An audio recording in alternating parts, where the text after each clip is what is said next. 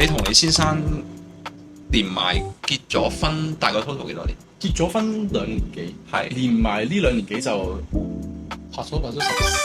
14年7年之癢喎。翻工溝仔，即係開 app，求其開 app。我知你嘅。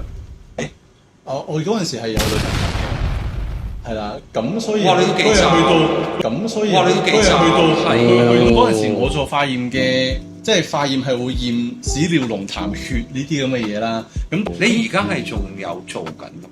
冇做咯，冇做我即係直頭係全職一個全職做一個產品紅梅師。邊個表白先嘅？佢點樣表白咧？即係總之女。我好想知喎。得10幾年嘅嘢，你再問翻我，點解得啊！俾你老公睇啱啦，唔記得當初點樣？啲女同事會冇開心。啲女同事好開心睇 BL 咁樣，即係同我講呢啲嘢係啊。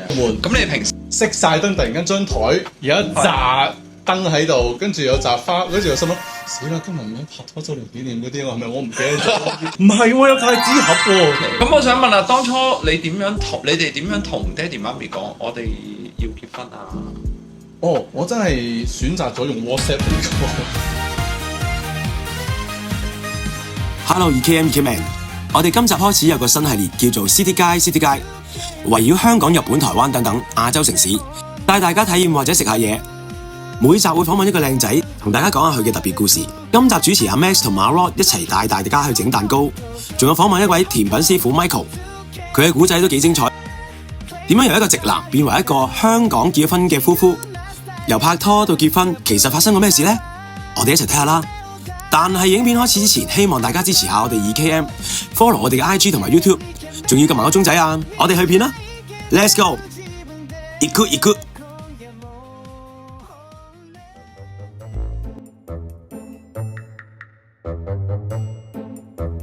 Sorry，三幾年而家4點半啦。哇！我想講咧，嚟緊 Venus 咧4月20日但你有啲咩㗎？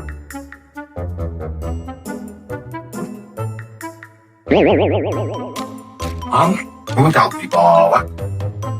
我啲搞錯啊，例如拍拖啊咩都好啦。喂，Michael，有嘢揾你幫手。轉頭揾你，唔該你。係啦，咁我就睇你頭噶啦，去咯。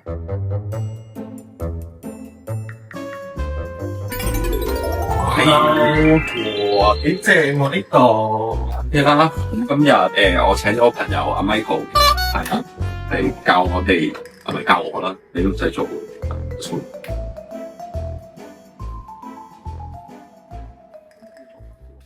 咁我哋嘅呢個間尺咧，其實係攞嚟做一個厚度嘅，所以你就可以好簡單地哇，切過啦。好識切啊，好勁啊 OK， 你都做到嘅嚟嘅。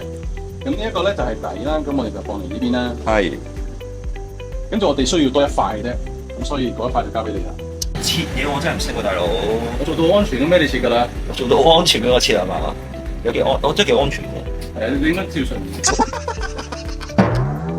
唔緊要啦，歪咗。冇錯。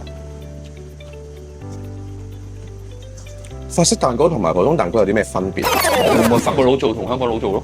點解所有都歪？佢連呢個都歪㗎，你睇下。喂，你睇下。你又喺度整咩啊？呢個係跟 cream 嚟嘅，咁跟住咧我哋要再打埋一個whipping cream， 再溝落去咧，咁你就可以呢個就得㗎啦。哇，咁簡單嘅。你嚟我跟住整啲簡單啲嘅嘢俾你用。即係嫌我廢啊？今日你再少少落去。哦 ，OK， 哦，即係搞。冇錯。咁先啦。哇！啲工序，哇！呢啲咁高超嘅技術，你要我好啦。咁啊，知多啲。即咁。我哋加啲士多啤梨醬㗎嘛，咁然後咧，我哋呢度咧要切啲士多啤梨粒落去嘅。喂啊，切咗個定先。係咩？佢永遠做切嘢都係咁樣喎。咁點啊？哦，我知啦。係咪咁啊？好多咧，成日都想結婚嗰個人嚟嘅。你想結婚？係啦。點解你想結婚啊？你當我係對於結婚係有個類似叫 fantasy 嘅嘢，我係想有結婚呢一回事，同埋。我會覺得咁樣係認定咗我嘅另一半，所以想結婚。OK， 咁呢一個我哋都要再知多少少耐先啦。OK。咁跟住咧，因為呢一個咧係同佢揼揼冚嘅，咁所以咧我哋要 cut 翻細少少。即係同你老公一樣咯，揼揼冚我同佢。哇，唔係㗎，我哋係兩個性格嘅人嚟嘅。咁你又同佢結婚？但係就係因為兩個性格嘅人，所以我哋先至可以睇到對方睇唔到嘅。例如咧，係緊要。例如你睇，咁佢有咩係你覺得佢吸引？佢有咩吸引？其實佢係一個好細心、好照顧另一半嘅一個男嘅，我覺得。佢同埋佢係一個好聰明嘅人嚟嘅。我係一個冇腦嘅人嚟嘅，真係一個。好嘅，咁呢一個我哋就可以説住先啦。即刻避。咁係，梗係要將最緊要嘅嘢説住先啦，我哋。好，呢個説15至20分鐘。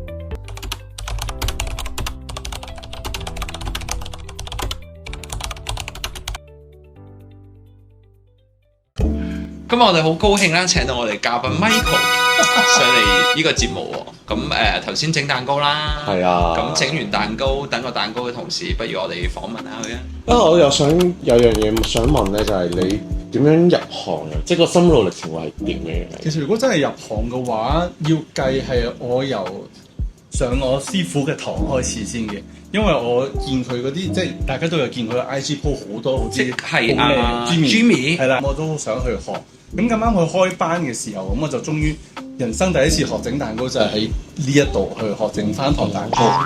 咁跟住就整完之後就覺得，我好中意呢個做翻糖蛋糕糊，因為你做過程真係其實好辛苦，但係你做出嚟嗰個成品真係好靚。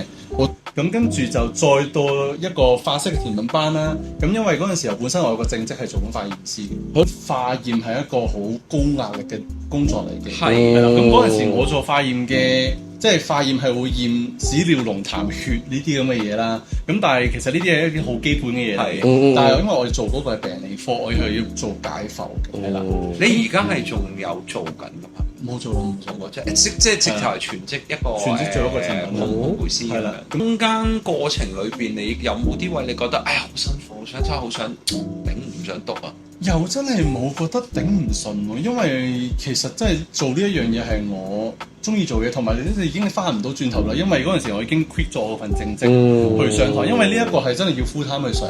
咁嗰陣時其實已經覺得哇好開心啊，已經做緊一樣自己好中意做嘅嘢，係整緊嘢食嘅嘢，一個整甜品嘅嘢。其實我未做之前，我都要喺屋企有喺一個 home cook 去做一啲甜品嘅嘢，但係當然好渣啦嗰啲。係好啦，講咗咁耐工作，不如講下你感情啊。咁你同你先生連埋結咗婚，大概 total 幾多年？結咗婚2年幾，係連埋呢2年幾就拍咗14年14年7年之癢嘅喎，有2個月，即係好熱戀期好短暫好短，嘅嘛。我諗1個月啊4年。 4年，你嘅熱戀期都好長，好長4年。第一個男朋友嚟㗎嘛，初戀情人。初戀情人又要用翻嗰句嘢。咁你同你先生喺邊度識㗎？翻工我哋翻工識嘅，翻工溝仔，即係開 app，求其開 app。知你嘅。我嗰陣時係有女朋友，係啦，咁所以哇你都幾渣喎佢去到我冇女朋友嘅時候先同我一齊。哦，其實佢係知道我有女朋友，咁但係佢仲喺我隔，仲喺我身邊嘅。佢會喺我唔開心嘅時候又會陪我啊。咁或者可能我就咁出街食飯嘅時候，佢即係可能就咁放工出街食飯，佢都會陪我咁嗰啲。但係因為可能嗰陣時我同個女仔個關係比較差，所以乘虛而入。成佢贏咗。咁又冇嘅，咁我叫做佢追咗我半年咯。哇！係啦，直至到我冇同嗰個女仔一齊啦，咁跟住我就同嗰個女仔一齊啦。邊個表白先㗎？佢點樣表白咧？即係唔知女。我好想知喎。拍咗10幾年嘅嘢，你再問翻我，點解咁多嘢啊！啊？啊！俾你老公睇啱啦，唔記得當初點樣？啲女同事會冇開心啲女同事好開心睇 BL 咁樣，即係當我講呢啲嘢係啊。咁你平時公司你哋係同事啦，咁即係朝夕相對㗎咯喎，日日食飯一齊。我哋會翻 shift 嘅，因為係醫院工作啊嘛，所以翻 shift 嘅。但係嗰陣時會 switch 嘅嘢係，即係譬如話我翻通宵間啦，咁佢第日係翻早，即係會接更噶嘛，佢就會買定份早餐啊嘢咁嗰啲嘢俾我，咁然後我放工我就可以食完早餐，跟住我就可以即刻翻屋企。覺嘅，做啲休息咁樣。咁我哋跟住自此之後，我哋就每一次習慣就係邊一個翻通宵，而我哋接到佢間嘅話，我哋就會為對方準備早餐咁樣。譬如又講下點解去到會結婚咧？又想結婚就好似頭先我咁同你講話，我係一個想結婚嘅，因為其實以前我都話同你哋一齊咁樣，咁嗰陣時點樣都一定會有一個想結婚嘅畫面出現喺個腦裏面。係咁我亦都有將呢件事搬過話俾老闆聽，亦都同佢講過話，我要喺我35歲之前結到婚。如果35歲之前結唔到，我同你結唔到婚嘅話咧，咁就以後都冇結啦，只係男朋友關係咁樣咯。咁喺邊度求婚啊？喺屋企啊，仲要係我翻放工。係。好攰，突然間打開道門，熄晒燈，突然間張台有一紮燈喺度，跟住有紮花，跟住我心諗死啦！今日咩拍拖周年紀念嗰啲，係咪我唔記得咗？但係我喺度諗咗好耐，究竟點解有啲咁嘅嘢？但係再行近啲，唔係喎，有戒指盒喎。咁我知我知發生咩事啦。咁啊，OK。咁當陣時拍拖嘅時候，雙方家長知唔知？一陣知，雙方一陣知。但係 support 定係唔 support？ 唔 support 嘅，唔 support。係。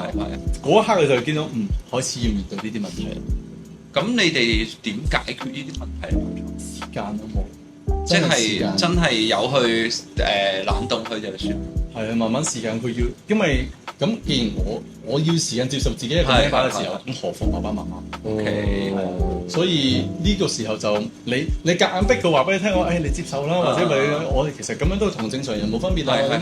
其實呢啲佢哋點樣都會 at the end of the day 係。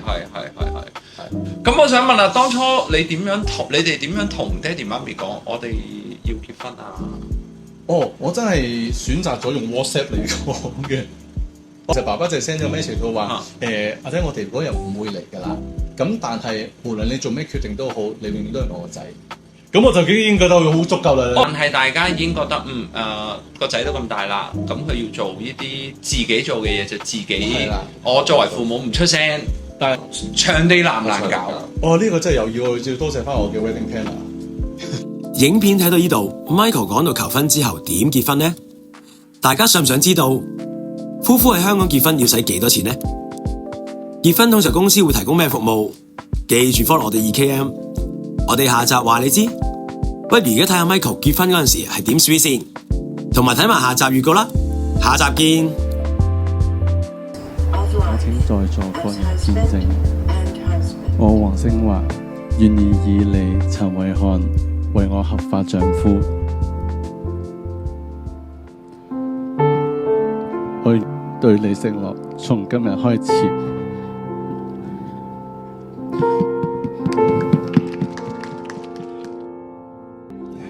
佢令我知道咧，活出自己真實嘅自己咧，先係最重要嘅。所以我好多謝佢。多謝佢為我所付出嘅一切啦。佢未必係一個說話好叻嘅人啦，未必係一個做事好有條理嘅人啦，或者有時甚至係想法咧都差好遠嘅我哋。但係有一點咧，我知道咧係佢願意咧為我付出佢嘅愛啦，佢嘅一切啦，佢對我嘅照顧同埋體諒咧，我都係好感激嘅。我陳偉漢願意以你黃星華為我合法丈夫。由我同陳偉康講笑話，我哋一齊去到而家結婚。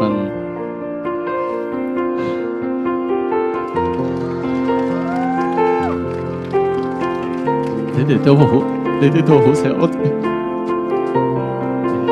無論有咩夫婦結婚，其實喺香港係好難嘅一個決定，而你係肯去做，咁變相我又想知點解你會？其實呢一個唔會話係單方面嘅嘢，因為結婚係雙兩個人。係啊，而家嘅話，所以而家嘅話，你成日問我老公，我老公去到而家呢刻係咁大鑊，我話你逼我㗎。咁你當初係咪真係冇成個 event 成個預算係大概幾多度？因為 suppose 即係我聽到你wedding planner 有幫你處理好多嘢啦。咁其實你哋當初傾嘅時候，你哋大家襟嘅嗰個 budget 有幾多咧？咁樣嘅婚禮結婚嘅就係所有情侶嘅關口嚟嘅。你哋有冇嗌過交搞 wedding 嘅時候？咁啱又真係 IG 度就係見到有一間 wedding planner，佢專做 LGBT 嘅，佢可以做海外嘅申請你哋結婚嘅，咁我哋就揾咗佢去幫我哋做呢一場嘅婚禮。同埋咁我哋嘅 wedding planner 緊要就係你會少咗好多拗撬，係有啲乜嘢都交晒俾佢做，婚禮知道邊幾間酒店係唔 LGBT friendly。係而佢哋邊間做訂西裝嘅係 LGBT friendly 嘅，佢會話晒俾你哋聽，即係話晒俾你聽，然後俾你去揀，帶你去揀。